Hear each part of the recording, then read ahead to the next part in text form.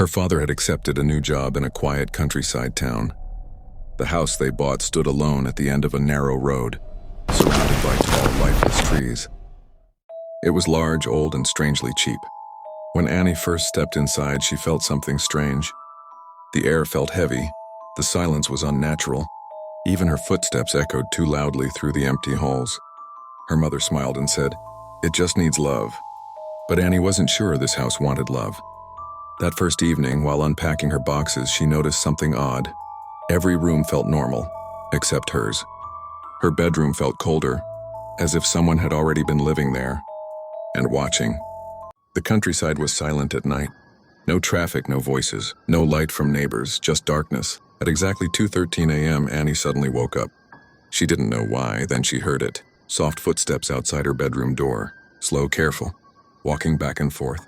Her heart started beating faster. She whispered, "Dad?" The footsteps stopped instantly. 3 soft knocks followed.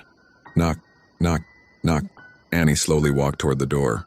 Her hands trembled as she opened it. The hallway was empty, but at the end of the corridor, she saw something. A shadow quickly disappeared around the corner. She knew one thing, that wasn't her father. Over the next few days, strange things continued happening. Annie tried to ignore them, but the house felt alive. One evening, while brushing her hair, she noticed something in the mirror. Behind her, a figure standing near the closet. She froze. Slowly, she turned around. Nothing was there. Her breathing became heavy. She looked back at the mirror.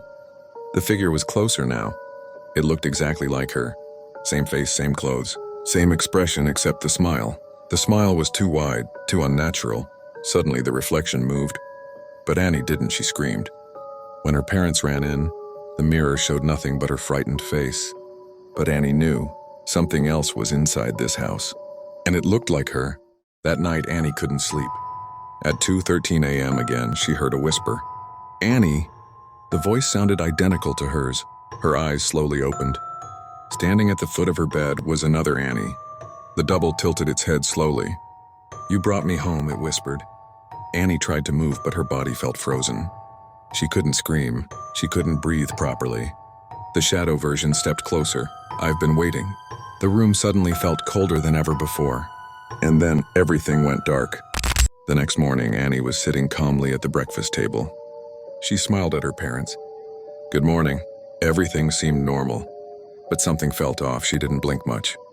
She didn't react when her coffee was too hot. She barely spoke. Her parents assumed she was just tired. But that night, her father woke up to get water. He looked toward the living room window. Annie was standing there perfectly still, staring into the darkness outside. "Annie?" She slowly turned her head, but her body didn't move. Her smile slowly stretched wider. "I like it here." Her father felt real fear for the first time.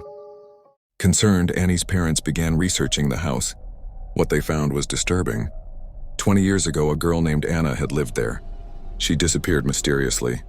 No body was ever found. Neighbors reported strange sightings after that. A girl standing in the upstairs window. A shadow moving inside an empty house. The name shocked Annie's mother, Anna. Annie, too similar. That night they heard something from the basement. Crying soft and weak. "Mom, help me." It sounded like Annie. But Annie was upstairs in her bedroom, smiling. Annie's mother slowly walked toward the basement stairs. The crying continued. "Mom, I'm here." Her hands trembled as she opened the basement door. Darkness, cold air rushed toward her. She stepped down carefully. Each step creaked loudly. The crying grew louder. "Mom, please." She reached the bottom, but there was no one there. Suddenly, the basement door slammed shut. She heard footsteps behind her. Slow, careful, just like that first night. And then a whisper near her ear, "You're too late." Upstairs, the version of Annie in the bedroom slowly opened her eyes. But they weren't normal anymore. They were dark, empty. Her father tried opening the basement door, but it wouldn't move. Then he heard his wife scream, and suddenly, silence. When the door finally opened, the basement was empty. No wife, no sound, no sign of struggle. Upstairs, Annie stood at the top of the stairs, smiling calmly. "We can stay here forever," she said. But that wasn't Annie. The real Annie was trapped somewhere in the darkness of that house, and something else had taken her place. The next morning, neighbors saw Annie's father hurriedly packing the car. He looked pale, terrified. He didn't speak to anyone. They left without saying goodbye. But as the car drove away, Annie was sitting quietly in the back seat, watching the house disappear behind her. Her reflection in the car window smiled, even though she wasn't, because whatever lived in that house didn't need the house anymore. Years later, the house still stands abandoned. People avoid it, but sometimes, late at night, travelers passing by claim they see a girl standing in the upstairs window, watching, smiling.